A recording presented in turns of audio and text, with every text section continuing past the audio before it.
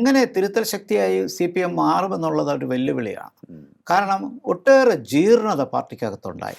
VS അച്യുതാനന്ദൻ്റെ കാലം കഴിഞ്ഞപ്പോൾ എല്ലാം ഒരു പാർട്ടി ഒരു നേതാവിൻ്റെ കീഴിൽ വന്നു, സംഘടനയും ഗവൺമെൻറ് ഒരു നേതാവിൻ്റെ കീഴിൽ വന്നു.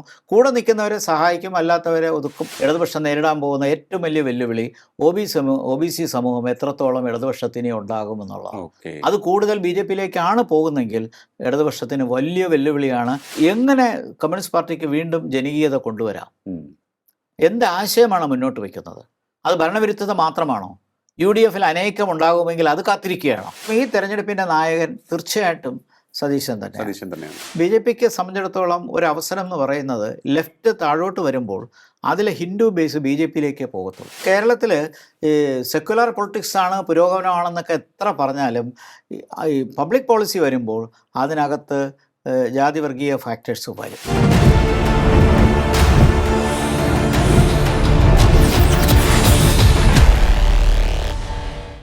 നമസ്കാരം, ടോക്കിംഗ് പോയിന്റിലേക്ക് സ്വാഗതം. തെരഞ്ഞെടുപ്പ് ഫലം പുറത്തു വന്നതിന് ശേഷം ഓരോ രാഷ്ട്രീയ പാർട്ടികളും തങ്ങളുടെ പ്രകടനത്തെ വിലയിരുത്തിക്കൊണ്ടിരിക്കുകയാണ്. ഇവിടെ UDFിൻ്റെ കാര്യമാണ് എന്നുണ്ടെങ്കിൽ ആരായിരിക്കും മുഖ്യമന്ത്രി എന്നുള്ളത് സംബന്ധിച്ചുള്ള ചർച്ചയാണ് ഏറ്റവും പ്രാധാന്യത്തോടുകൂടി മുന്നോട്ട് പോകുന്നത്. ഞായറാഴ്ച പ്രഖ്യാപനമുണ്ടാകുമെന്ന് നേതൃത്വം അറിയിച്ചു കഴിഞ്ഞു. LDFിൻ്റെ കാര്യം എടുത്തു കഴിഞ്ഞാൽ അവലോകനം നടന്നുകൊണ്ടിരിക്കുകയാണ്, വിലയിരുത്തുകയാണ് എവിടെയാണ് പിഴച്ചത് എന്നുള്ളത് സംബന്ധിച്ച്. BJP അതായത് NDA നേതൃത്വം നൽകുന്ന മുന്നണി വളരെ ശക്തമായ പ്രകടനം കാഴ്ചവെച്ചു എന്നുള്ള വിലയിരുത്തലുകൾ വരുന്നു. ഒരു അക്കൗണ്ട് പൂട്ടിച്ചപ്പോൾ 3 തുറന്നു എന്ന് അവർ പറയുകയാണ്. എങ്കിലും അവർ പറയുന്നു 12 സീറ്റിൽ ജയിക്കാമായിരുന്നു എന്ന്. പരിശോധിക്കാം നമുക്ക് തിരഞ്ഞെടുപ്പിന് ശേഷം രാഷ്ട്രീയ പാർട്ടികളെ കാത്തിരിക്കുന്നത്. നമ്മോടൊപ്പം ചേരുകയാണ് മുതിർന്ന രാഷ്ട്രതന്ത്ര വിദഗ്ധൻ ഡോക്ടർ ഗോപകുമാർ. നമസ്കാരം സർ. ടോക്കിംഗ് പോയിന്റിലേക്ക് സ്വാഗതം. നമ്മൾ തിരഞ്ഞെടുപ്പിന് മുൻപുള്ള സാഹചര്യങ്ങളൊക്കെ തന്നെ വിലയിരുത്തി. അതിനുശേഷം ഒരു തരംഗം തന്നെ UDFിന് അനുകൂലമായി ഉണ്ട് എന്ന് വേണം മനസ്സിലാക്കാൻ. അവർക്ക് 102 സീറ്റ് ലഭിക്കുന്നു. 99 നിന്നും ഉള്ള വലിയ പതനം 35ലേക്ക്. BJP 3 സീറ്റിൽ വിജയം നേടുന്നു. ഇപ്പോൾ നടക്കുന്ന ഏറ്റവും വലിയ ചർച്ച UDFിൻ്റെ മുന്നോട്ടുള്ള പോക്കിനെ കുറിച്ച്, ആരായിരിക്കും മുഖ്യമന്ത്രി എന്നുള്ളതിനെക്കുറിച്ച് കോൺഗ്രസ് ചർച്ച ചെയ്യുന്നു. നമുക്ക് ആദ്യം UDFിൽ തുടങ്ങാമെന്ന് തോന്നുന്നു. ഈ ഉജ്ജ്വല വിജയം അവർക്ക് ലഭിച്ചത് ഇടത് വിരുദ്ധ തരംഗമെന്ന് പലരും പറയുന്നു. UDF അനുകൂല തരംഗമെന്ന് വളരെ കുറച്ച് പേർ പറയുന്നു. എന്താണ് യഥാർത്ഥത്തിൽ അവർക്ക് ഈ ഉജ്ജ്വല വിജയം സമ്മാനിച്ച ഏറ്റവും പ്രധാനപ്പെട്ട ഘടകങ്ങളെന്നാണ് അങ്ങ് കരുതുന്നത്? അതിൽ തുടങ്ങാൻ നമുക്ക് UDFിൻ്റെ വിലയിരുത്തൽ. തീർച്ചയായിട്ടും 3 പ്രധാനപ്പെട്ട ഘടകങ്ങൾ. അതിനകത്ത് ഏറെക്കുറെ ചെറിയ വ്യത്യാസങ്ങൾ കാണും. ഏറ്റവും പ്രധാനം ഭരണവിരുദ്ധ വികാരം തന്നെയാണ്. ഇടത് വിരുദ്ധ വികാരം എന്ന് പറഞ്ഞാൽ ഭരണവിരുദ്ധ വികാരം, UDF അനുകൂല വികാരം എന്ന് പറഞ്ഞാൽ LDFിനെ കൊണ്ട് പൊറുതിമുട്ടി ഗവൺമെൻറ് മാറ്റണം എന്ന് ജനങ്ങൾ ചിന്തിച്ചു. എന്താണ് ഭരണവിരുദ്ധ വികാരമെന്ന് അത് കഴിഞ്ഞ് പറയാം. നമ്മളത് മറ്റൊരു വേദിയിൽ ചർച്ച ചെയ്തതാണ്. രണ്ടാമത്തെ കാരണം കേരളത്തിലെ സാമൂഹിക വിഭാഗങ്ങൾ, പ്രത്യേകിച്ച് ന്യൂനപക്ഷ വിഭാഗങ്ങൾ, അവരുടെ ഏകോപനം അതിലേക്ക് ഇടതുപക്ഷം അവരെ കൊണ്ട് എത്തിച്ചു എന്ന് വേണമെങ്കിൽ പറയാം. അത് വഴിതെളിയിച്ച ഒരു വലിയൊരു ശക്തിയുണ്ട്. അത് തീർച്ചയായിട്ടും UDFിന് ഗുണം ചെയ്തു. മൂന്നാമത് LDFിൽ പ്രത്യേകിച്ച് CPMൽ പാർട്ടിക്കകത്ത് തന്നെ ഏകാധിപത്യ സ്വഭാവത്തിനെതിരെ ഉണ്ടായ വികാരം, അണികൾ റിവോൾട്ട് ചെയ്ത് പുറത്തു വന്ന് പാർട്ടിക്കെതിരെ വോട്ട് ചെയ്തു. ചിലർ മെമ്പർഷിപ്പ് ഉപേക്ഷിച്ച് പുറത്തു വന്നു, മറ്റു ചിലർ പാർട്ടിക്കകത്ത് നിൽക്കുമ്പോഴും UDFിന് അനുകൂലമായി വോട്ട് ചെയ്തു. ഇത് സാധാരണ ഉണ്ടാകുന്നില്ല. ഈ 3 കാരണങ്ങളാണ്. അതിലേറ്റവും പ്രധാനപ്പെട്ടത് ഭരണവിരുദ്ധ വികാരം. ആ ഭരണവിരുദ്ധ വികാരത്തിന് ഈ കഴിഞ്ഞ 10 വർഷത്തിൽ, പ്രത്യേകിച്ച് അവസാനത്തെ 5 വർഷത്തിലുണ്ടായ കാര്യങ്ങൾ: സാമ്പത്തികമായിട്ട് സംസ്ഥാനം തകർന്നത്, വിലക്കയറ്റം, രൂക്ഷമായ തൊഴിലില്ലായ്മ, കൊടിയ അഴിമതി. അത് പാർട്ടിയുടെ അഴിമതിയുണ്ട്, ഗവൺമെൻറ്റിൻ്റെതായ കെടുകാര്യസ്ഥതയും അതുമായി ബന്ധപ്പെട്ട അഴിമതി. അതോടൊപ്പം തന്നെ വിദ്യാഭ്യാസ രംഗത്തുണ്ടായ തകർച്ച, തൊഴിലില്ലായ്മ മാത്രമല്ല, പഠിക്കാൻ പോലും അണ്ടർ ഗ്രാജുവേറ്റ് പ്രോഗ്രാമിന് വെളിയിലേക്ക് ലക്ഷക്കണക്കിന് വിദ്യാർത്ഥികൾ പോകുന്നൊരവസ്ഥ, ഇവിടെ ഒന്നും ലഭിക്കുന്നില്ല എന്നുള്ളൊരു തോന്നൽ, ചെറുപ്പക്കാർ മൈഗ്രേറ്റ് ചെയ്യുന്നു. ആറാമതായി പൊതു ആരോഗ്യരംഗത്ത്, പബ്ലിക് ഹെൽത്ത് കെയറിൽ ഉപകരണങ്ങളില്ല, ഡോക്ടർമാർ ആവശ്യത്തിനില്ല, മരുന്നുകളില്ല. അതേസമയം സ്വകാര്യ മേഖലയിലുള്ള മെഡിക്കൽ രംഗം ആരോഗ്യരംഗം തഴച്ചു വളർന്ന് മൾട്ടിനാഷണൽ കമ്പനികൾ പോലും പ്രൈവറ്റ് ആശുപത്രികൾ വിലക്കെടുത്ത് നടത്തുന്നു. കഴിഞ്ഞ 5 വർഷം 10 വർഷം നമ്മൾ നോക്കുകയാണെന്നുണ്ടെങ്കിൽ അത് വലിയ രീതിയിൽ വലിയ മാറ്റമാണ്. അപ്പോൾ സാധാരണക്കാർ എവിടെ പോകും? സാമ്പത്തിക ശക്തി ഇല്ലാത്തവർക്ക്, വലിയ ഇൻഷുറൻസ് കപ്പാസിറ്റി ഒന്നും ഇല്ലാത്തവർക്ക് തീർച്ചയായിട്ടും ആശ്രയിക്കാൻ പറ്റുന്നത് പബ്ലിക് ഹോസ്പിറ്റൽ. ഏറ്റവും ഒടുവിൽ നമ്മൾ കണ്ടത് ഈ സർക്കാരിൻ്റെ പാവപ്പെട്ടവർക്കുള്ള മെഡിക്കൽ കവറേജ് അത് പല ആശുപത്രികളും നിരസിക്കുന്നതാണ് കാണുന്നത്. അതെ അതെ അതെ. പിന്നെ മെഡിസെപ്പ് അത്ര വിജയിച്ചില്ല. മരുന്നുകൾ പോലും വാങ്ങിച്ചുകൊണ്ട് വരണം, എക്യുപ്മെൻറ്റ്സ് വാങ്ങിച്ചുകൊണ്ട് വരണമെന്ന് വരെ, മെഡിക്കൽ ഇൻസ്ട്രുമെൻറ്റ്സ് വരെ വാങ്ങിച്ചുകൊണ്ട് വരണം രോഗികൾ എന്ന് വരെ തിരുവനന്തപുരത്ത് മെഡിക്കൽ കോളേജിലെ ഡോക്ടർ പറഞ്ഞ കാര്യം നമുക്കറിയാം. മറ്റ് പല ആശുപത്രികളിലും സംഭവിച്ചു. അപ്പോൾ അതെല്ലാം ഈ കഴിഞ്ഞ 10 വർഷത്തിനിടയ്ക്ക് തകർന്ന ഒരു കാഴ്ച. ഇതെല്ലാം കൂടി കൂട്ടിച്ചേർന്നതാണ് ഭരണവിരുദ്ധ വികാരം. ഈ ഇടതുപക്ഷത്തുള്ളവർ പ്രത്യേകിച്ച് സോഷ്യൽ മീഡിയയിലൊക്കെ തന്നെ അവർ അഭിപ്രായം രേഖപ്പെടുത്തുന്നത് ഒട്ടേറെ ആനുകൂല്യങ്ങൾ കൊടുത്തു, ക്ഷേമ പെൻഷൻ മുടങ്ങാതെ കൊടുത്തു, എന്നിട്ടും ഈ സർക്കാരിനെ തഴഞ്ഞു, കൈവിട്ടു ജനങ്ങൾ. അത് എന്തുകൊണ്ടാണ്? അതൊരു നന്ദികേടല്ലേ എന്നുള്ള തരത്തിലുള്ള അഭിപ്രായ പ്രകടനങ്ങളൊക്കെ വരുന്നുണ്ട്. ഒട്ടേറെ വികസന പ്രവർത്തനങ്ങൾ നടത്തിയ സർക്കാരാണ് എന്നൊക്കെയാണ് അവരുടെ അഭിപ്രായം. ഇത് പൂർണ്ണമായിട്ടും ശരിയല്ല. ക്ഷേമ പെൻഷനുകൾ മുടങ്ങാതെ ലഭിക്കാത്ത അവസരങ്ങളുണ്ടായിരുന്നു. അതിൽ ബുദ്ധിമുട്ടിയ അവസരങ്ങളും ഉണ്ടായിരുന്നു. എനിക്കൊന്ന് അവസാനം ഈ തെരഞ്ഞെടുപ്പിനടുത്താണ് അടുപ്പത്തപ്പോൾ എല്ലാം കൊടുത്തപ്പോൾ ജനങ്ങളെല്ലാം മറക്കുമെന്ന് വിചാരിച്ചു. അങ്ങനെ തെരഞ്ഞെടുപ്പിനനുബന്ധിച്ച് കൊടുക്കുന്നതും അതിന് മുമ്പ് മുടങ്ങിയതും എല്ലാം ജനങ്ങളുടെ മനസ്സിൽ നല്ല വികാരമുണ്ട്. അപ്പോൾ ഇലക്ഷന് വേണ്ടി ഒരു അവസരവാദിത്വമായിട്ട് ചെയ്തതാണെന്നൊരു തോന്നലുണ്ട്. ആശാ വർക്കേഴ്സിൻ്റെ കാര്യം എടുക്കുക. ശരിയാണ്. പിന്നെ പബ്ലിക് സർവീസ് കമ്മീഷന്റെ ലിസ്റ്റിൽ വന്നിട്ട് ജോലി കിട്ടാതെ ലക്ഷക്കണക്കിന് ആൾക്കാർ നിൽക്കുമ്പോൾ പിൻവാതിൽ കൂടി പാർട്ടിക്കാരെ അപ്പോയിന്റ് ചെയ്യുന്നു. പിന്നെ വിദ്യാഭ്യാസ രംഗത്തുണ്ടായ കലുഷിതമായ അവസ്ഥ. കാരണം ഗവർണർ, ചാൻസലർ എന്നുള്ള നിലയിൽ ഇടപെട്ട് പല കാര്യങ്ങൾക്കും അഴിമതിയുമായി ബന്ധപ്പെട്ട ഒരുപാട് കാര്യങ്ങൾ ചൂണ്ടിക്കാണിച്ചു. വൈസ് ചാൻസലർ നിയമനം മാത്രമല്ല, അവിടെ നടന്ന അധ്യാപകരുടെ തിരഞ്ഞെടുപ്പ് ഉൾപ്പെടെയുള്ള കാര്യത്തിൽ പാർട്ടിക്കാർക്ക് അമിതമായ സ്വാധീനവും ബയാസും കാണിച്ചപ്പോൾ ഇതെല്ലാം ഈ അഴിമതിയുടെ കൂട്ടത്തിലും ഘടുകാര്യസ്ഥരുടെ കൂട്ടത്തിലും വന്നിട്ടുണ്ട്. സർവകലാശാലയിൽ അനിശ്ചിതാവസ്ഥ പോലും ഉണ്ടാക്കി. സർട്ടിഫിക്കറ്റിന് വേണ്ടി വിദ്യാർത്ഥികൾ എത്രയോ നാള് കറങ്ങിത്തിരിഞ്ഞ് നടക്കേണ്ട. അതെ അതെ അതെ. കാരണം വൈസ് ചാൻസലർമാരില്ലാത്തൊരവസ്ഥ വന്നു. ഗവർണറുമായിട്ട് ഒരു സംഘടനത്തിന് പോകേണ്ട കാര്യമില്ലായിരുന്നു. പഴയ കാലത്തും വൈസ് ചാൻസലർമാരെ നിയമിച്ചിട്ടുണ്ടായിരുന്നല്ലോ. അന്നൊന്നും ഈ സംഘടന ഉണ്ടായിരുന്നില്ല. കാരണം ഇത്രത്തോളം പാർട്ടിയായിട്ട് കൂറ് കാണിക്കുന്ന ആളെ വിളിച്ച് വൈസ് ചാൻസലറാക്കുക, ക്വാളിഫിക്കേഷനിൽ വെള്ളം ചേർക്കുക, പാർട്ടി ബയാസ് മാത്രം പരിഗണിക്കുക, ഇതൊക്കെ വന്നപ്പോഴല്ലേ. മുമ്പും ഗവർണർമാരെ അപ്പോയിൻറ്റ് ചെയ്തിട്ടുണ്ട്. ഗവർണർമാർ ചാൻസലർ എന്നുള്ള നിലയിൽ ചീഫ് മിനിസ്റ്റർ കൊടുക്കുന്ന റെക്കമെൻഡേഷൻ ഗവർണർ അപ്രൂവ് ചെയ്തിട്ടുണ്ട്. പച്ചയ്ക്ക് രാഷ്ട്രീയം മാത്രം പ്രവർത്തിക്കുന്ന ആൾക്കാർ, അധ്യാപക രാഷ്ട്രീയക്കാരെ, അധ്യാപക രാഷ്ട്രീയ തൊഴിലാളികളെ വലിയ പോസ്റ്റുകളിലേക്ക് നിയമിക്കുമ്പോൾ സ്വാഭാവികമായിട്ട് എതിർപ്പുണ്ടാവും. ആ പൊതുസമൂഹത്തിലുണ്ടായ എതിർപ്പ് ഗവർണർ മറ്റൊരു പാർട്ടിയിൽ നിന്ന് വന്ന നോമിനേഷനിലേക്ക് എതിർത്തിൽ നിന്ന് വന്നപ്പോൾ അവരത് ആ നിലയ്ക്ക് അതെടുത്ത് തടഞ്ഞപ്പോൾ പരോക്ഷമായിട്ട് പൊതുസമൂഹത്തിൻ്റെ പിന്തുണയുണ്ടായിരുന്നു ഗവർണർ ചെയ്യുന്നത് ശരിയാണെന്നുള്ളത്. അതെ. അപ്പോൾ വിദ്യാഭ്യാസ രംഗത്ത് സർട്ടിഫിക്കറ്റ് കിട്ടാതെ വരാൻ കാരണം ഒരു പക്ഷേ വൈസ് ചാൻസലർമാരില്ലാഞ്ഞിട്ടാണ്. പക്ഷെ എന്തുകൊണ്ട് വൈസ് ചാൻസലർമാരില്ലാതായി? ഗവർണർക്കെതിരെ സമരം ചെയ്താൽ അതുകൊണ്ട് തീരത്തില്ല. ഗവർണറെ തറയിൽ ഇറക്കത്തില്ല എന്ന് പറഞ്ഞ് സമരം ചെയ്ത് കോഴിക്കോട് ആർഷോയുടെയൊക്കെ സമരമൊക്കെ നമ്മുടെ മുമ്പിലുണ്ടല്ലോ. ഗവർണർ അവിടെ ഇറങ്ങാൻ പറ്റിയില്ല. പിന്നെ ഗവർണർ അത് വെല്ലുവിളിയായിട്ടെടുത്ത് കാലിക്കറ്റ് യൂണിവേഴ്സിറ്റിയിൽ പോയി മിഠായി തെരുവിൽ കൂടി നടന്നു. എന്തൊക്കെ നാടകങ്ങളാണ് നടത്താൻ. അപ്പോൾ ഇതെല്ലാം അങ്ങനെ ഒരു സംഘടനത്തിലേക്ക് ഗവൺമെൻറ് പോകാൻ പാടില്ല. മികവുള്ള ആൾക്കാർ വൈസ് ചാൻസലറായിട്ട് നിയമിക്കുന്നതിന് ആരും തടസ്സമില്ല. അവർക്കൊരു പക്ഷേ ഇടതുപക്ഷ പശ്ചാത്തലം ഉണ്ടെങ്കിൽ ആരും എതിർക്കൊന്നുമില്ല. ഇടതുപക്ഷ പശ്ചാത്തലമുള്ളവർ ഇതിനുമ്പോൾ വൈസ് ചാൻസലർമാരായിരുന്നില്ലേ? അതാണ് ഈ ഗവർണറുടെ സപ്പോർട്ട് ലഭിച്ച് സ്ഥാനത്തെത്തിയവരെ ഇവർ പകപോക്കുന്നത് നമ്മൾ കണ്ടു. അവരെല്ലാം വളരെ വലിയ രീതിയിൽ അവരെ ദ്രോഹിക്കുന്നത് നമ്മൾ. അതെ അതെ അതെ. അതും ജനങ്ങൾ കണ്ടുകൊണ്ടിരിക്കും. ഇതെല്ലാം ഗവൺമെന്റിനെതിരെ പോകുന്ന ചിന്തയാണ് എന്ന് മനസ്സിലാക്കാൻ എന്താ കഴിയാത്തത്? ഇനിയിപ്പോൾ ഇടതുപക്ഷത്തിൻ്റെ സ്ഥിതി എന്താകും എന്നുള്ളതാണ് മറ്റൊന്ന്. കാരണം ഇടതുപക്ഷം ഇതിനു മുൻപും വലിയ തോൽവികൾ നേരിട്ടിട്ടുണ്ട്, അത് തിരിച്ചു വന്നിട്ടുമുണ്ട്. പക്ഷേ ഇപ്പോൾ നടന്നുകൊണ്ടിരിക്കുന്നത്, ഇപ്പോൾ സാർ പറഞ്ഞതനുസരിച്ച് നോക്കുകയാണെന്നുണ്ടെങ്കിൽ പാർട്ടിക്കുള്ളിൽ തന്നെ പാർട്ടി നേതൃത്വത്തിനെതിരെ ശക്തമായ വികാരം ഉയർന്നു നിൽക്കുന്നുണ്ട്. ഇത് ശരിയാവില്ല. നമുക്കറിയാം, തെരഞ്ഞെടുപ്പിന് മുൻപും പല സാംസ്കാരിക സാഹിത്യ പ്രവർത്തകരും പറഞ്ഞു, ഈ സർക്കാർ ഇനി ഭരണ തുടർച്ച നേടാതിരിക്കുന്നതാണ്, ഈ പാർട്ടി ഇനി ഭരണ തുടർച്ച നേടാതിരിക്കുന്നതാണ് നല്ലത്, അതാണ് പാർട്ടിക്ക് നല്ലത്. അല്ല എന്നുണ്ടെങ്കിൽ പാർട്ടി ഇല്ലാതാകും, ബംഗാളിലെ പോലെയാകുമെന്ന് പറഞ്ഞു. ഇനി എന്തായിരിക്കും CPM-ൻ്റെ, പ്രത്യേകിച്ച് അവരാണല്ലോ നേതൃത്വം നൽകുന്നത്, CPM-ൻ്റെ ഒരു തിരുത്തൽ പ്രക്രിയ എത്രത്തോളം കാര്യക്ഷമമായി നടക്കുമെന്ന് കരുതുന്നുണ്ടോ? വാസ്തവത്തിൽ സാംസ്കാരിക നായകരിൽ സച്ചിദാനന്ദൻ പറഞ്ഞതാണ് ശരി. അന്ന് അദ്ദേഹത്തിനെതിരെ സൈബർ ആക്രമണം വന്നെങ്കിലും അദ്ദേഹം അതൊരു സൂചനയായിട്ട് നൽകി, ഇത്തവണ തോൽക്കുന്നതാണ് നല്ലത്. അപ്പോൾ അത്രത്തോളം കുഴപ്പങ്ങൾ ഈ ഗവൺമെൻറ്റിനുണ്ടെന്ന് ആത്മാർത്ഥമായിട്ട് പറയാൻ ഒരു സാംസ്കാരിക നായകനെങ്കിലും മുന്നോട്ട് വന്നു. പല ബുദ്ധിജീവികളും ഉണ്ടായിരുന്നു. അപ്പോൾ ഇത് എങ്ങനെ തിരുത്തൽ ശക്തിയായി CPM മാറുമെന്നുള്ളത് ഒരു വെല്ലുവിളിയാണ്. കാരണം ഒട്ടേറെ ജീർണത പാർട്ടിക്കകത്തുണ്ടായി. അതിന് ഒരു കാരണം പാർട്ടിക്കകത്തുള്ള ഏകാധിപത്യമാണ്. മറ്റൊരു കാരണം ആഗോളീകരണ പശ്ചാത്തലത്തിൽ ഒരു ആദർശം എന്നുള്ള നിലയിൽ കമ്മ്യൂണിസം മുന്നോട്ട് കൊണ്ടുപോകാൻ പറ്റാത്തൊരവസ്ഥയെത്തി. ഇടതുപക്ഷം എന്നുള്ള ചിന്താഗതി എങ്ങോട്ട് പോകും? ചൂണ്ടിക്കാണിക്കാൻ ഒരു മാതൃകാ രാജ്യമില്ല. അതോടൊപ്പം തന്നെ നിയോ ലിബറൽ ആശയങ്ങൾ കൂടുതൽ വന്ന് വ്യവസായ ചിന്തകൾ വന്ന് അങ്ങനെ ബിസിനസ് ചിന്തകൾ വന്നു. ഒരു വലിയ പരിധിവരെ സ്വകാര്യ നിക്ഷേപത്തെ അംഗീകരിക്കേണ്ടി വന്നു. അപ്പോൾ സോഷ്യലിസ്റ്റ് ആശയങ്ങളൊക്കെ കാലഹരണപ്പെട്ടു പോയി, അല്ലെങ്കിൽ കടുത്ത കമ്മ്യൂണിസ്റ്റ് ആശയങ്ങൾ കാലഹരണപ്പെട്ടു പോയി. പഴയതുപോലെ ചൈന പോലും ഇത്രയും മാറി, സോവിയറ്റ് യൂണിയൻ ഇന്നില്ല. അപ്പം അങ്ങനെ നോക്കുമ്പോൾ എങ്ങനെ നിയോ ലിബറലിസത്തിൽ പ്രവർത്തിക്കാം?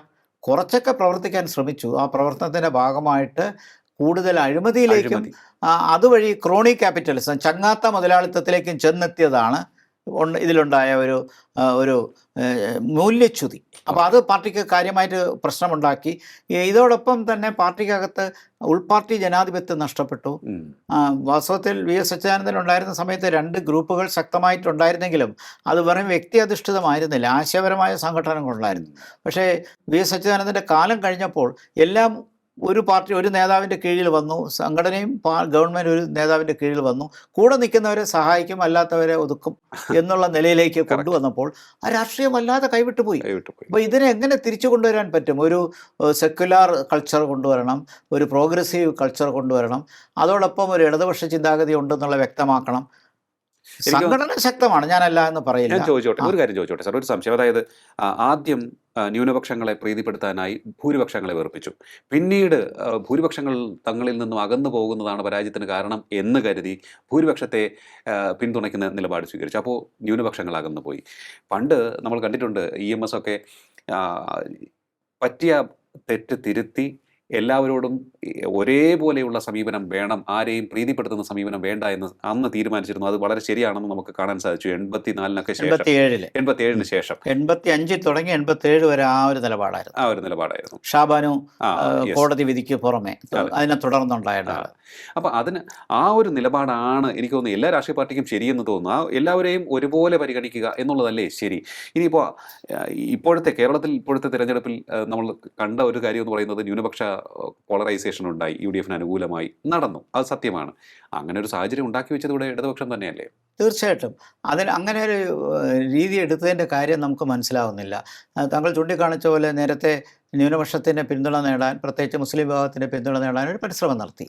അത് വിജയിക്കുന്നില്ല എന്ന് കണ്ട ഉടനെ വളരെ പെട്ടെന്ന് ഭൂരിപക്ഷ സമുദായത്തെ കയ്യിലെടുക്കാൻ നോക്കി. അതിൽ പ്രത്യേകിച്ച് വെള്ളാപ്പള്ളി നടേശനെ കൂടെ കൊണ്ട് നടന്ന് അദ്ദേഹം പറയുന്ന മുസ്ലിം വിരുദ്ധതയ്ക്കെല്ലാം നിശബ്ദമായി കേട്ടുകൊണ്ടിരുന്നു. അത് മുസ്ലിം സമൂഹത്തിന് വല്ലാതെ വേദനിപ്പിച്ചിട്ടുണ്ട്. കൺസോൾട്ടേഷൻ ഒരു കാരണം അത് തന്നെയാണ്. അദ്ദേഹം എന്തൊക്കെയാണ് വെള്ളാപ്പള്ളി പറഞ്ഞത് അതിനെ റെസിസ്റ്റ് ചെയ്യാൻ പറ്റാത്ത രീതിയിൽ, ഇല്ലെങ്കിൽ അങ്ങനെ പറയരുത് എന്ന് വിലക്കാൻ പറ്റാത്ത രീതിയിൽ ഗവൺമെൻറ് സൈലൻ്റായി. പിന്നെ അയ്യപ്പ സംഗമം അത് കാണിച്ചപ്പോൾ അതിൽ മുഖ്യമന്ത്രിയും കൂട്ടത്തിൽ SNDP നേതാവ് ജനറൽ സെക്രട്ടറി ആയ വെള്ളാപ്പള്ളി നടേശന് ഒരുമിച്ച് വന്നു എന്ന് പറയുമ്പോൾ വെറുതെ ഒരു ലിഫ്റ്റ് കൊടുത്തതല്ല, അതിനപ്പുറമുള്ളൊരു ഐക്യമാണ് കാണിച്ചത്. കൊടുക്കുന്ന സന്ദേശം ഭൂരിപക്ഷ സമൂഹത്തിൻ്റെ പിന്തുണ ഞങ്ങൾക്ക് കിട്ടും എന്നുള്ളതാണ്. അതേസമയം അയ്യപ്പ സംഗമത്തിൻ്റെ തൊട്ട് പശ്ചാത്തലം എന്താണ്? സ്വർണ്ണക്കൊള്ള. അപ്പോൾ ഹിന്ദു കാര്യത്തെയും അവിടെ വേദനിപ്പിച്ചു. പിന്നെ ഹിന്ദുക്കൾക്ക് വേണ്ടി താരതമ്യേന പരമ്പരാഗതമായി നിൽക്കുന്ന BJP അവിടെ നിൽക്കുമ്പോഴാണ് ഇങ്ങനെ ഒരു ഭൂരിപക്ഷ രാഷ്ട്രീയത്തിന് വേണ്ടി കളിച്ചത്. അതെല്ലാം മറുവശത്ത് ന്യൂനപക്ഷ കൺസോളിഡേഷനേക്ക് വഴിതെളിയിച്ചു. അത് മുസ്ലിം സമുദായം മാത്രമല്ല, ക്രൈസ്തവ വിഭാഗത്തിലെ എല്ലാ വിഭാഗക്കാരും ഗവൺമെൻറ് മാറണമെന്ന് ആഗ്രഹിച്ചു. എല്ലാ സഭകളും ഇടതുപക്ഷത്തിനെതിരായി. ഇങ്ങനെ ഒരു സാഹചര്യം ഒരിക്കലും ഉണ്ടായിട്ടില്ല. അപ്പോൾ ചുരുക്കത്തിൽ താങ്കൾ ചൂണ്ടിക്കാണിച്ച പോലെ എല്ലാവരെയും ഒരുമിച്ച് കൊണ്ടുപോകാനുള്ള പരിശ്രമത്തിന് പകരം പരസ്പരം തമ്മിലടിപ്പിക്കാൻ നോക്കിയതാണ് ഈ കുഴപ്പത്തിന് കാരണമാക്കിയത്. ഇനി ഒരു സ്ട്രക്ചറൽ ചേഞ്ച് അത് CPM-ൽ ഉണ്ടാകുമെന്ന് തോന്നുന്നുണ്ട്. കാരണം ഈ വലിയൊരു ചേഞ്ച് വേണം, ആ CPM-നുള്ളിൽ തന്നെ വലിയൊരു തിരുത്തൽ വേണം. അത് എങ്ങനെ ആയിരിക്കണം എന്നാണ് ഒരു പൊളിറ്റിക്കൽ സയൻറ്റിസ്റ്റ് എന്നുള്ള നിലയിൽ അങ്ങ് വിലയിരുത്തുന്നത്. കാരണം CPM സംസ്ഥാന സെക്രട്ടറിക്ക് പോലും തീരുമാനമെടുത്തതിൽ പിഴച്ചു. കണ്ണൂരിലെ 1-ലേറെ സീറ്റുകൾ ആ പല തീരുമാനത്തിൻ്റെയും അടിസ്ഥാനത്തിലാണ് നഷ്ടപ്പെട്ടത്. കഴിവുള്ള നേതാക്കളെ മാറ്റി നിർത്തി, P. ജയരാജനെ പോലെയുള്ളവരെയൊക്കെ സൈഡ് ലൈൻ ചെയ്തു. ഇതൊക്കെ പാർട്ടിക്ക് ദോഷമായി വന്നു എന്നാണ് റിസൾട്ട് പറയുന്നത്. ഏത് തരത്തിലുള്ള ചേഞ്ച് ആയിരിക്കണം? നേരത്തെ സാർ ഒന്നൊന്നായി നിരത്തി പറഞ്ഞു, പക്ഷേ ഈ ചേഞ്ചിന് തയ്യാറാകുന്ന നേതൃത്വമാണോ ഇപ്പോൾ ഉള്ളത്? അതാണ് ഏറ്റവും പ്രധാനം. വലിയ സംശയമാണ്. ഇപ്പോൾ ചരിത്രപരമായിട്ട് നോക്കിയാൽ ആദ്യ കാലഘട്ടങ്ങളിൽ കമ്മ്യൂണിസം കമ്മ്യൂണിസ്റ്റ് പാർട്ടി ഇന്ത്യയിൽ പാർലമെൻറ്റ് ജനാധിപത്യത്തെ വെല്ലുവിളിച്ചുകൊണ്ടുള്ളൊരു അപ്രോച്ചായിരുന്നു. അപ്പോൾ 48-ലെ കൽക്കട്ട തീസിസൊക്കെ അതുമായി ബന്ധപ്പെട്ട കാര്യമാണ്. 1956-ലേക്കൊക്കെ എത്തിയപ്പോൾ ആ നിലപാട് മാറി. പാർലമെൻറ്റിനകത്ത് കയറി നമുക്ക് സോഷ്യലിസം കൊണ്ടുവരാം, അതിനുവേണ്ടി വിപ്ലവ സമൂഹത്തെ തയ്യാറാക്കുക, മാസ് ഓർഗനൈസേഷനെ തയ്യാറാക്കുക, ആ പ്രിൻസിപ്പിളായിരുന്നു. പിന്നീട് ഘട്ടം ഘട്ടമായിട്ട് പാർലമെൻ്ററി ജനാധിപത്യമായിട്ട് ഒത്തുചേർന്ന് പോകാനുള്ള ഒരു വ്യഗ്രത. അപ്പോൾ 1967 ആയപ്പോൾ എല്ലാ കോൺഗ്രസ് വിരുദ്ധ പാർട്ടികളെയും ഒരുമിച്ച് കൊണ്ടുവന്ന് ഏത് ചെകുത്താനുമായി കൂട്ടുകൂടും കോൺഗ്രസിനെ തോൽപ്പിക്കാൻ എന്നുള്ളൊരു നയമെടുത്തു. അതൊക്കെ പിന്നീട് എങ്ങനെ തിരിച്ചടിച്ചു എന്നുള്ളത് മനസ്സിലാക്കാം. വിമോചന സമരം വന്നതിന് പശ്ചാത്തലത്തിന് തിരിച്ചടിയായിട്ടാണ് ഏത് ചെകുത്താനുമായി കൂട്ടുകൂട്ടുന്നുള്ള ചിന്താഗതി വന്നത്. പിന്നീട് ഇടതുപക്ഷ ചിന്താഗതിയിലേക്ക് വന്നു. 79 ആയപ്പോൾ ഇടതുപക്ഷം ഫോർമലായിട്ട് വന്നു. അത് 80-ന് ശേഷം അത് ഇടതുപക്ഷ ചിന്താഗതിയിലേക്ക് കൊണ്ടുവന്നപ്പോഴും അപ്പോഴും ആൻറ്റി ലെഫ്റ്റായിട്ടുള്ള ചില പാർട്ടികൾ ഈ മുന്നണിയിലുണ്ടായിരുന്നു. എൻ്റെ കാഴ്ചപ്പാടിൽ 87-91 കാലഘട്ടത്തിൽ മാത്രമേ ഒരു യഥാർത്ഥത്തിൽ പരിപൂർണ ഇടതുപക്ഷ ചിന്താഗതിയുള്ള ഡെമോക്രാറ്റിക് ഒരു സോഷ്യലിസ്റ്റ് ആശയമുള്ള ഒരു മുന്നണി ഉണ്ടായിട്ടുള്ളൂ. കാരണം അതിനകത്തുള്ള കമ്മ്യൂണൽ പാർട്ടീസിനെ പുറത്താക്കി, അതിനകത്തുള്ള ആൻറ്റി കമ്മ്യൂണിസ്റ്റ് പാർട്ടീസിനെ പുറത്താക്കി. അപ്പോൾ കമ്മ്യൂണലിസവും ആൻറ്റി കമ്മ്യൂണിസത്തിനെയും ഒഴിവാക്കി. തികച്ചും സോഷ്യലിസ്റ്റ് ആശയങ്ങൾ ചിന്തിക്കുന്ന ഒരു ഇടതുപക്ഷ മധ്യ ഇങ്ങനെയുള്ളൊരു കാഴ്ചപ്പാടുള്ള പാർട്ടികൾ മാത്രമായി. അന്ന് എല്ലാവരും പറഞ്ഞു ഈ സമുദായങ്ങളുടെ പിന്തുണ ഇല്ലാതെ ജയിക്കില്ല എന്ന്. PMS പറഞ്ഞു ജയിക്കേണ്ട, ഞങ്ങൾ മതേതര വിശ്വാസികൾ ഞങ്ങളെ ജയിപ്പിക്കുമെന്ന് പറഞ്ഞു. അത് വിജയിച്ചു. ഒരു കമ്മ്യൂണൽ പാർട്ടിയുടെയും പ്രാദേശിക പാർട്ടിയുടെയും പിന്തുണ ഇല്ലാതെ ജയിച്ച ഒരേ ഒരു ഇലക്ഷനാണ് 1987 വന്നത്. ആ ഗവൺമെൻറ് താരതമ്യേന നല്ല പ്രവർത്തനമാണ്. അഴിമതി ഒന്നുമില്ലായിരുന്നു. ആരും അഴിമതി ഇന്നും വരെ അതിനെക്കുറിച്ച് ആ ഗവൺമെൻറ്റിനെ കുറിച്ച് പറഞ്ഞിട്ടില്ല. പുരോഗമന ചിന്താഗതികൾ വന്നു. കർഷക തൊഴിലാളികൾക്ക് പെൻഷൻ കൊടുത്തു, മറ്റ് പുരോഗമനമായ പല നടപടികൾ കൊടുത്തു, ജില്ലാ കൗൺസിൽ കൊണ്ടുവന്നു, ഒത്തിരി നല്ല കാര്യങ്ങൾ വികേന്ദ്രീകരണവുമായി ബന്ധപ്പെടുത്തി കൊണ്ടുവന്നു. പക്ഷേ തെരഞ്ഞെടുപ്പ് 92-ലെ തെരഞ്ഞെടുപ്പിനെ പ്രീപോൺ ചെയ്ത് 91-ലാക്കി. ആ സമയത്താണ് രാജീവ് ഗാന്ധിയുടെ മരണമുണ്ടാകുന്നത്. അതുണ്ടാക്കിയ ഒരു സഹതാപ തരംഗം ഈ രാഷ്ട്രീയത്തെ മൊത്തത്തിൽ മറിച്ചു. പക്ഷേ അതിനുശേഷം CPM പ്രാദേശിക പാർട്ടികളുമായിട്ട് ചേരാനുള്ള താല്പര്യം കാണിച്ചു. അപ്പോൾ മുസ്ലിം ലീഗ് അല്ലെങ്കിൽ മുസ്ലിം ലീഗിൻ്റെ എതിർക്കുന്ന ഒരു പാർട്ടി, ആ ക്രിസ്ത്യൻ വിഭാഗത്തിനകത്ത് കേരള കോൺഗ്രസിന് ഒരു വിങ് ഞങ്ങളോട് വേണം. ഈ ചിന്താഗതിയിലുള്ള പൊളിറ്റിക്സാണ് പിൽക്കാലത്ത് കാണിച്ചത്. ആ പൊളിറ്റിക്സ് ഒരു വശത്ത് പോകുമ്പോഴും ഈ കമ്മ്യൂണലിസത്തിനെ എങ്ങനെ ബാലൻസ് ചെയ്യുന്നുള്ള ഒരു തത്രപ്പാടിലാണ്. കാരണം മറുവശത്ത് UDFന് തീർച്ചയായിട്ടും ഈ മുസ്ലിം ലീഗിൻ്റെ പിന്തുണയാണ്. അപ്പോൾ മുസ്ലിം കമ്മ്യൂണിറ്റിയുടെ മറ്റൊരു ഫാക്ഷൻ അപ്പുറത്ത് നിൽക്കുമ്പോൾ ഇത് തമ്മിൽ ഉള്ളൊരു മത്സരത്തേക്ക് വന്നപ്പോൾ എന്താണ് വ്യത്യാസം UDF LDFും തമ്മിൽ എന്നുള്ള ചിന്താഗതി ജനങ്ങളുടെ ഇടയിൽ വന്നു. ഇതിനിടയ്ക്ക് മാറി 5 കൊല്ലം തോറും ഭരണം വന്നു. പിൽക്കാലത്ത് കോൺഗ്രസ് ദുർബലപ്പെടുകയും കോൺഗ്രസിനകത്ത് DIC ഡെമോക്രാറ്റിക് ഇന്ദിരാ കോൺഗ്രസ് വന്നു. കരുണാകരൻ പുറത്തുപോയി. ഇടതുപക്ഷം വീണ്ടും ശക്തിപ്പെട്ടു. 2004-ലെ ലോക്സഭാ തെരഞ്ഞെടുപ്പിൽ ഒറ്റ സീറ്റ് പോലും കോൺഗ്രസിന് കിട്ടിയില്ല പാർലമെൻറ്റിൽ കേരളത്തിൽ നിന്ന്. അത് കഴിഞ്ഞ് 2006-ൽ VS അച്യുതാനന്ദൻ വന്നു. 2011-ലും വേണമെങ്കിൽ ഇടതുപക്ഷത്തിന് ജയിക്കാമായിരുന്നു. 2 സീറ്റ് നഷ്ടപ്പെട്ടു. പിന്നീട് 10 വർഷം തുടർച്ചയായി ഇടതുപക്ഷ ഭരണം വന്നു. ഈ കാലഘട്ടത്തിലാണ് കോർപ്പറേറ്റിസവുമായിട്ട് ഒത്തുചേരാൻ ശ്രമിച്ചത്. ഉദ്ദേശം തൊഴിലവസരം വർദ്ധിപ്പിക്കുക, സ്റ്റാർട്ടപ്പുകൾ തുടങ്ങുക, ഇൻവെസ്റ്റ്മെൻറ്റുകൾ വരിക, ഇതൊക്കെ നല്ല ഉദ്ദേശമൊക്കെ ആയിരുന്നു. പക്ഷേ ബലത്തിൽ സംഭവിച്ചത് അഴിമതിയുടെ ഒരു വളർച്ചയായിരുന്നു. അപ്പം മുതലാളിത്ത സമൂഹമായിട്ട് ചങ്ങാത്തം കൂടുന്നു. കേരളത്തിലെ വിദ്യാർത്ഥികൾ പഠിക്കാൻ വെളിയിൽ പോകുന്നു, ജോലിക്ക് വെളിയിൽ പോകുന്നു, ഇവിടെ തൊഴിലവസരങ്ങൾ കിട്ടുന്നില്ല, വ്യവസായ സൗഹൃദ അന്തരീക്ഷമില്ല. അപ്പോഴും പ്രസ്താവനകളും ഡിമാൻഡുകളും അവകാശങ്ങളുമെല്ലാം ഏറ്റവും കൂടുതൽ സൗഹൃദ ബിസിനസ് സമൂഹം നമ്മുടെ നാട്ടിലാണ്. അവകാശവാദങ്ങൾക്ക് ഒരു കുറവുമുണ്ടായില്ല, പക്ഷേ അനുഭവം മറിച്ചായിരുന്നു. ഇതാണ് ഈ പ്രശ്നത്തിലേക്ക് എത്തിച്ചത്. അപ്പോൾ ഇതിനോടൊപ്പം സമുദായങ്ങളെ തമ്മിലടുപ്പിച്ച് ശ്രമിച്ചു. BJP മറുവശത്ത് ഹിന്ദു സമൂഹത്തെ സംഘടിപ്പിക്കാൻ ശ്രമിക്കുന്നു. 2024-ലെ പാർലമെൻറ്റ് തെരഞ്ഞെടുപ്പിൽ നമ്മൾ കണ്ടതാണ് OBC വിഭാഗത്തിൻ്റെ വോട്ട് ചോർച്ച. ഈഴവ സമുദായം പ്രത്യേകിച്ച് BJPയിലേക്ക് വരും. അത് ഈ തെരഞ്ഞെടുപ്പിലുണ്ട്.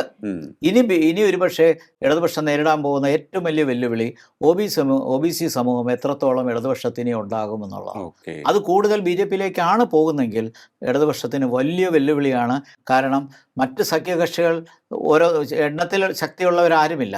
12 കക്ഷികളുണ്ടെങ്കിലും അവരാരും വിചാരിച്ചാൽ ഇതുപോലൊരു വിജയം തിരിച്ചു കൊണ്ടുവരാൻ പറ്റില്ല.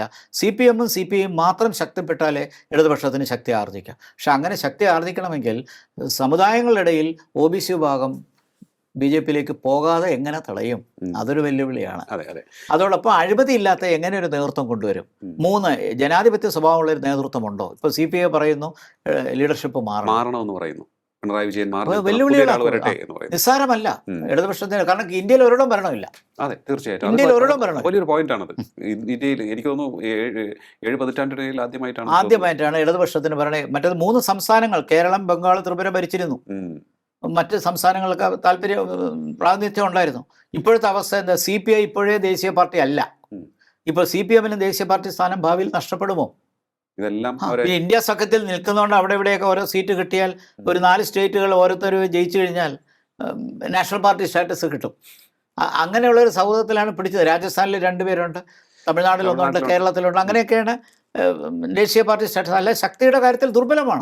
തീർച്ചയായും. അപ്പോൾ മുമ്പിലുള്ള വെല്ലുവിളി ഭയങ്കരമാണ്. താങ്കൾ ചോദിച്ച ചോദ്യത്തിൻ്റെ അവസാന പാർട്ട്, എങ്ങനെ കമ്മ്യൂണിസ്റ്റ് പാർട്ടിക്ക് വീണ്ടും ജനകീയത കൊണ്ടുവരാം?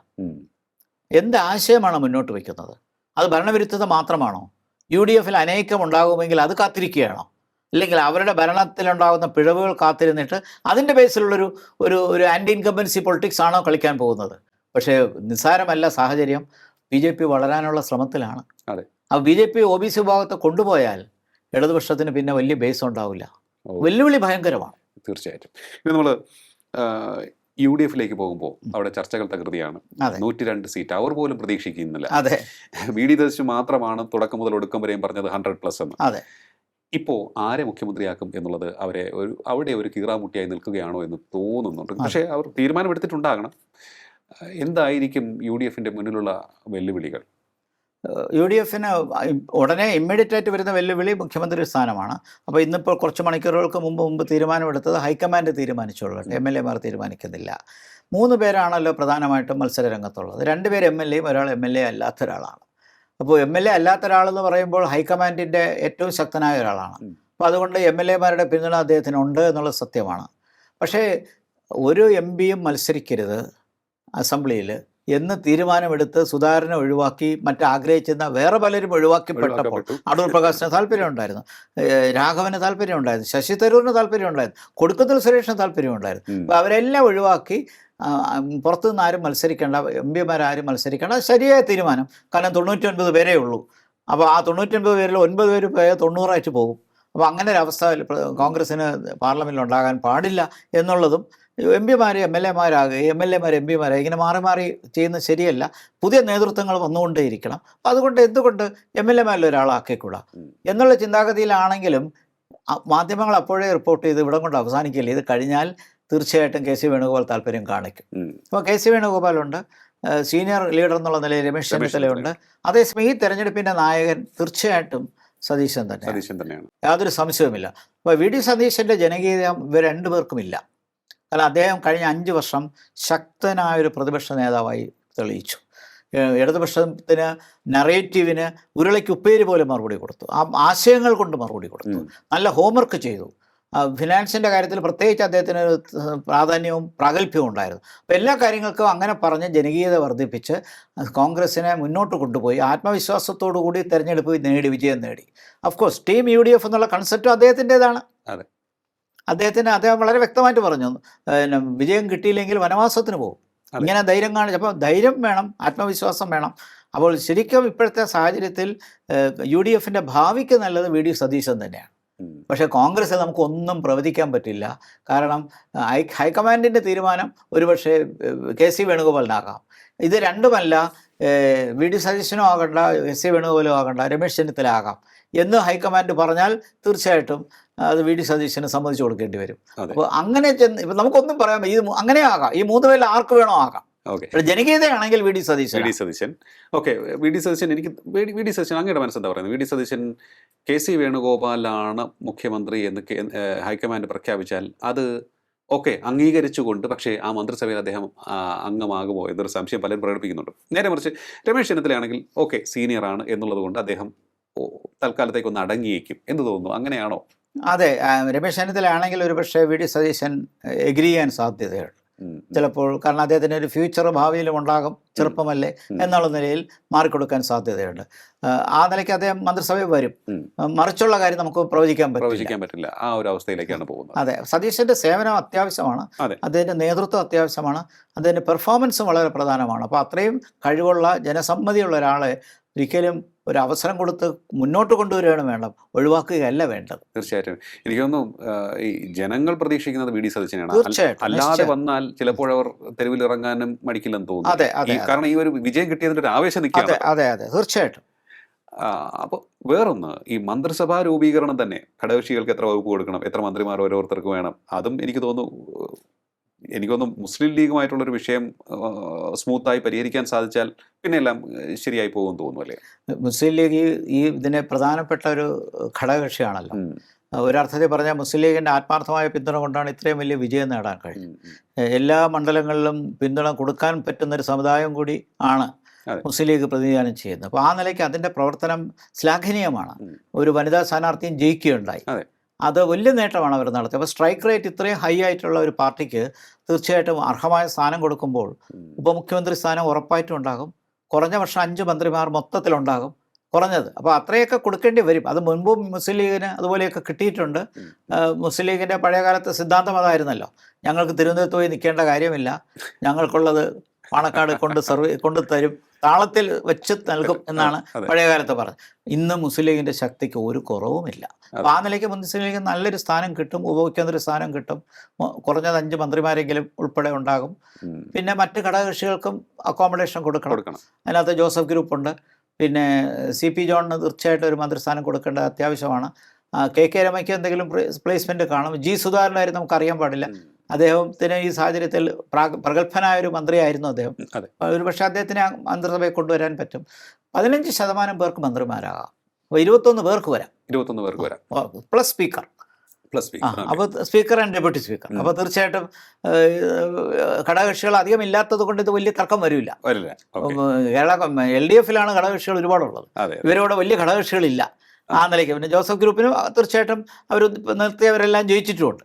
അത്യാവശ്യം സീനിയേഴ്സ് ആയിട്ടുള്ള നേതാക്കളൊക്കെ കോൺഗ്രസിൽ സീനിയർ ആയിട്ടുള്ള നേതാക്കളൊക്കെ തന്നെ മന്ത്രിസഭയിൽ ഉൾപ്പെടാൻ. തിരുവഞ്ചൂർ രാധാകൃഷ്ണൻ നല്ല സ്ഥാനം കിട്ടാൻ ചാൻസ് ഉണ്ട്. ഇവിടെ തിരുവനന്തപുരത്ത് വട്ടിയൂർക്കാവിൽ നോക്കുകയാണെങ്കിൽ വട്ടിയൂർക്കാവിൽ നിന്ന് K മുരളീധരന് തീർച്ചയായിട്ടും സ്ഥാനം കിട്ടാൻ സാധ്യതയുണ്ട്. പിന്നെ ചെറുപ്പക്കാരുടെ നിന്നും വരണം. അപ്പോൾ ബലറാമിന് ചാൻസ് ഉണ്ട്. ചെറുപ്പക്കാരുടെ വിശ്വനാഥുണ്ട്, മാത്യു കുഴൽനാടനുണ്ട്, ഒരുപാട് ചെറുപ്പക്കാരുണ്ട്. മന്ത്രിമാരുടെ നല്ല കഴിവുള്ളവരുണ്ട്. എനിക്ക് തോന്നുന്നു ഈ സമുദായ സമവാക്യം അത് നോക്കണം. പക്ഷേ ഞാൻ പറയുന്നത് പുതിയ ലീഡേഴ്സ് വരട്ടെ. ഈ കോൺഗ്രസിനുണ്ടായ ഒരു കുഴപ്പം, സ്ഥിരം ആൾക്കാർ തന്നെ മാറി നിൽക്കുന്നതുകൊണ്ട് ഫ്രഷ് ബ്ലഡ് വരുന്നില്ല. അപ്പോൾ ചെറുപ്പക്കാർ വരട്ടെ, അവർക്ക് അവസരം കൊടുക്കണം. അപ്പോൾ അതിനകത്ത് സമവാക്യങ്ങൾ നോക്കട്ടെ. കോൺഗ്രസ് അത് ചെയ്യും.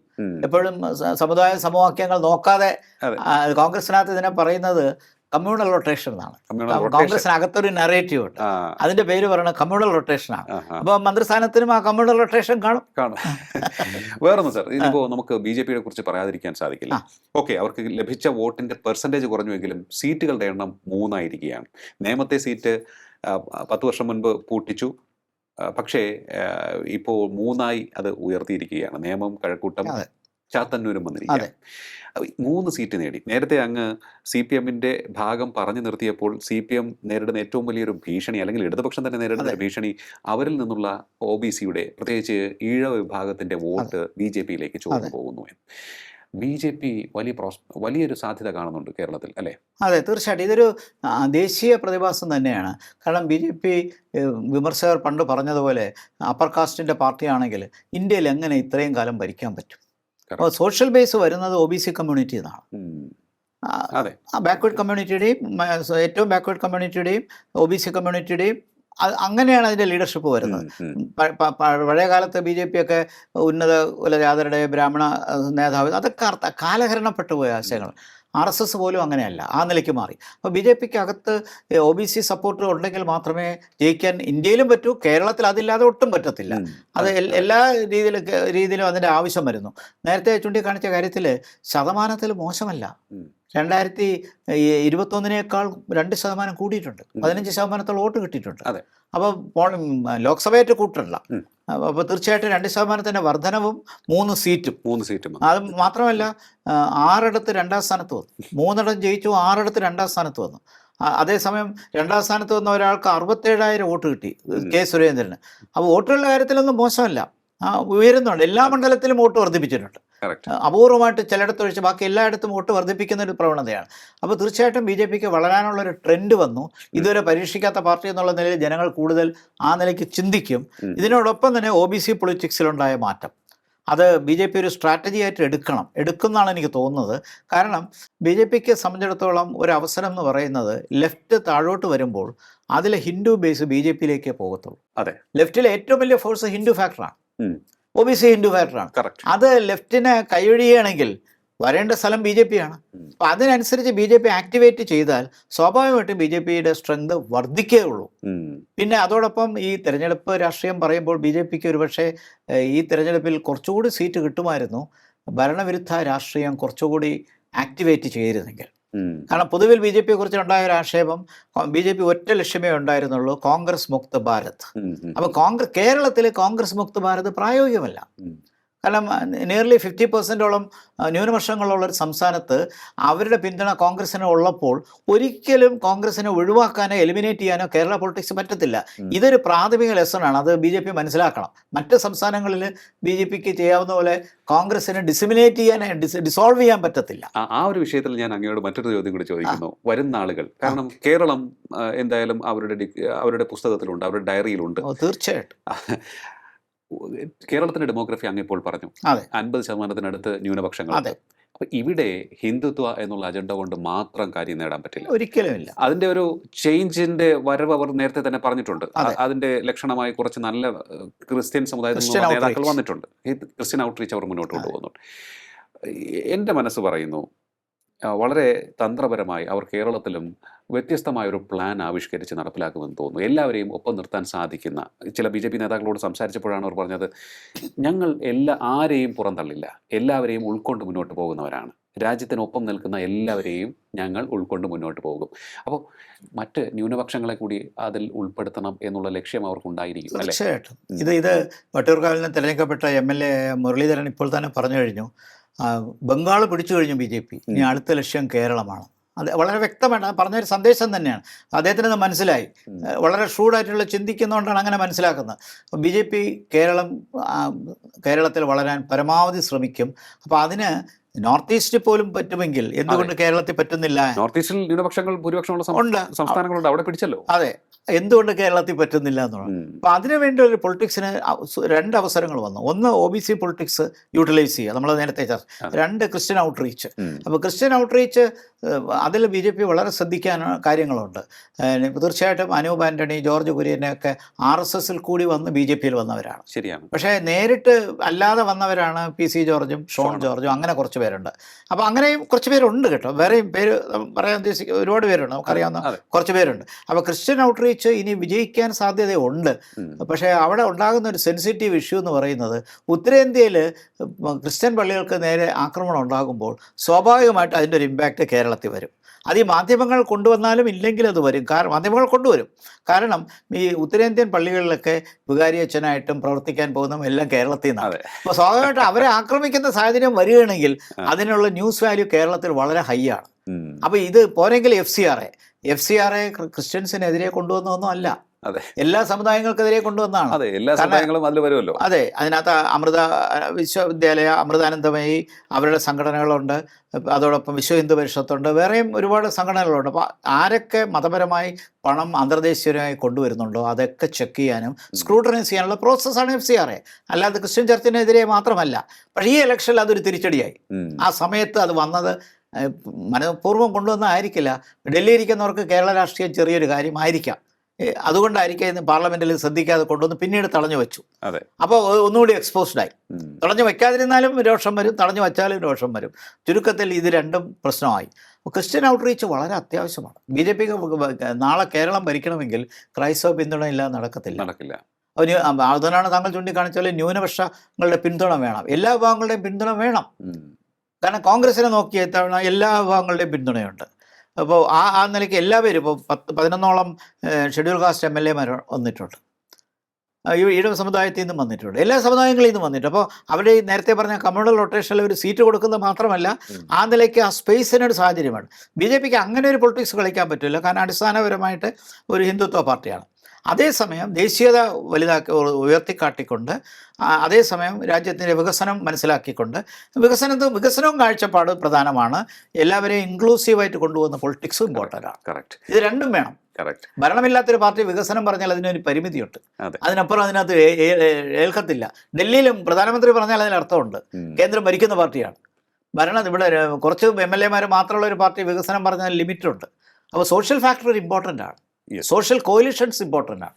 എക്സാക്ട്ലി.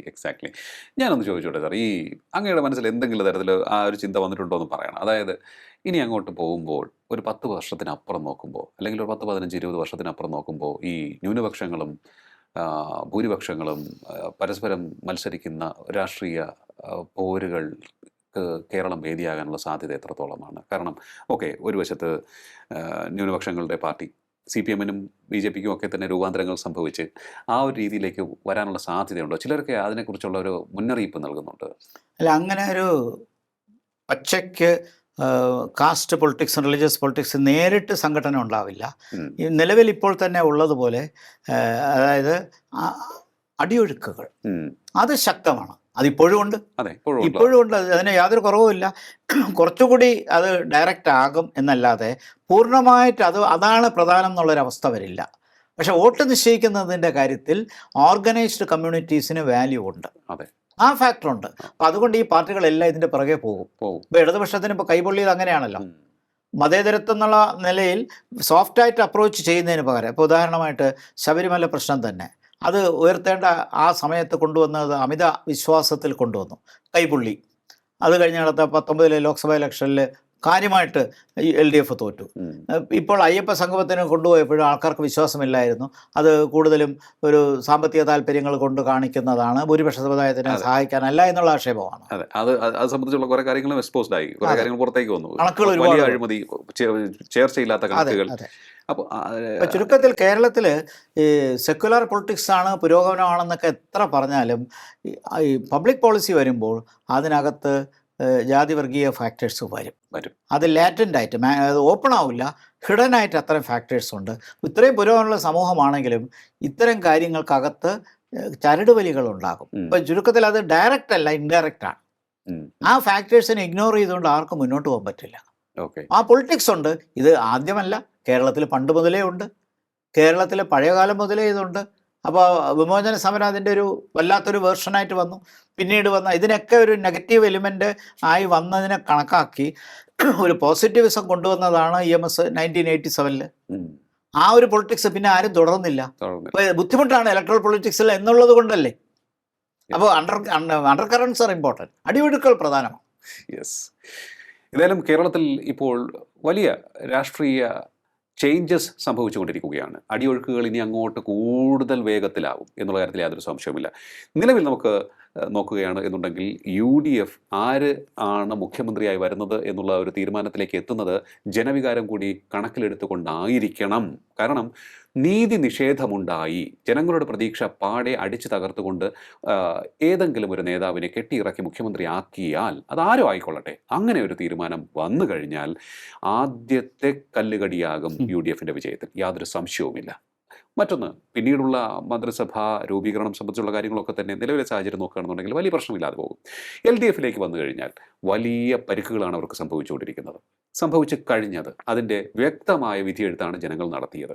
പാർട്ടിക്കാർ തന്നെയാണ് അവരുടെ ഏറ്റവും വലിയ തിരുത്തൽ ഫോഴ്സായി വന്നിരിക്കുന്നത്. പക്ഷേ ഈ തിരുത്തൽ നടപടികൾ നേതാക്കളുടെ കണ്ണു തുറപ്പിക്കുമോ എന്നുള്ളതാണ് ഏറ്റവും പ്രധാനപ്പെട്ടത്. ഇപ്പോൾ നേതൃത്വത്തിലിരിക്കുന്നവർ മനസ്സിലാക്കണം, തങ്ങൾ ചെയ്തുകൊണ്ടിരിക്കുന്നതെല്ലാം ശുദ്ധ അസംബന്ധമാണ്, പാർട്ടിയെ തകർക്കുന്ന നടപടികളാണ്. തങ്ങളുടെ താല്പര്യം മാത്രം മുൻനിർത്തി മുന്നോട്ട് പോയാൽ ഈ പ്രസ്ഥാനം ഉണ്ടാവില്ല എന്നവർ തിരിച്ചറിഞ്ഞ് തിരുത്താൻ തയ്യാറായാൽ തിരിച്ചു വരാൻ സാധിക്കും. കാരണം ഇതിനേക്കാൾ വലിയ തോൽവികൾ നേരിട്ടിട്ടുണ്ട്, വെല്ലുവിളികൾ നേരിട്ടിട്ടുള്ള പ്രസ്ഥാനമാണ് കമ്മ്യൂണിസ്റ്റ് പ്രസ്ഥാനം. അവർ തിരികെ വന്നിട്ടുണ്ട്, ശക്തമായ മുന്നേറ്റം നടത്തുവാനും അവർക്ക് സാധിച്ചിട്ടുണ്ട്. BJP-യിലേക്ക് വരികയാണ് എന്നുണ്ടെങ്കിൽ 3 സീറ്റിൽ അവർക്ക് വിജയം നേടാൻ സാധിച്ചു. 6 രണ്ടാമത് വന്നു. K. സുരേന്ദ്രൻ 2ാം സ്ഥാനത്ത് പോയി എങ്കിലും കേരളത്തിൽ ഏറ്റവും അധികം വോട്ട് നേടിയ BJP സ്ഥാനാർത്ഥിയാണ് അദ്ദേഹം എന്നുള്ള കാര്യവും മറക്കുന്നില്ല. വരുന്ന ആളുകളിൽ BJP കേരളത്തിൽ ഒഴിച്ചുകൂടാനാവാത്ത ഫോഴ്സ് ആയിരിക്കും എന്നുള്ള കാര്യവും ഇവിടെ വ്യക്തമായിക്കൊണ്ടിരിക്കുകയാണ്. എന്തായാലും വരുന്ന 10 വർഷം കേരളത്തിൽ വലിയ രാഷ്ട്രീയ മാറ്റങ്ങൾക്ക് വേദിയാകുന്ന ഒട്ടേറെ സംഭവ വികാസങ്ങൾ നടക്കും. രാഷ്ട്രീയ പാർട്ടികളുടെ പ്രവർത്തന രീതിയിൽ മാറ്റമുണ്ടാകും. BJP വലിയ രീതിയിൽ അവരുടെ ശൈലിയിലൊക്കെ തന്നെ ഇനിയും മാറ്റം വരുത്തി മുന്നോട്ട് പോകാനുള്ള സാധ്യതയാണ് നമുക്ക് മുന്നിൽ ഉള്ളത് കേരളത്തിൽ. എന്തായാലും വളരെയധികം നന്ദി സർ, ഇത്രയും വിശദമായ ഒരു വിലയിരുത്തൽ നടത്തിയത്. നമസ്കാരം. ടോക്കിംഗ് പോയിന്റിന്റെ ഈ അധ്യായം ഇവിടെ പൂർണ്ണമാകുന്നു. ഇനി അടുത്ത എപ്പിസോഡ് കാണാം. നമസ്കാരം.